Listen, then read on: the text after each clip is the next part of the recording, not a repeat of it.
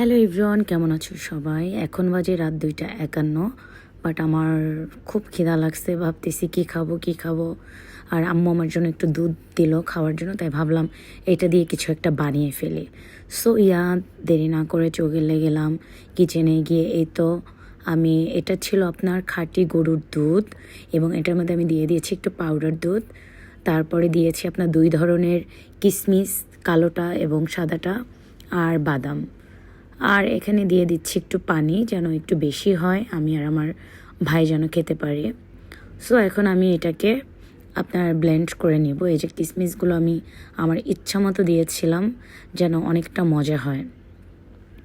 So আমি এটাকে এই যে একদম সুন্দর একটা ক্রিমি টেক্সচার হয়ে গেছে, ফোমিং হয়ে গেছে, এবং খুবই খুবই খুবই মজা ছিল। আপনারা এটা বানিয়ে খেতে পারেন যারা আমার মতো দুধ খেতে চান না।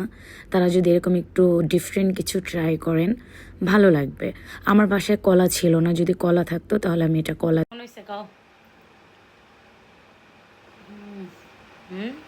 খুব টেস্ট। অনেক মজা হয়েছে।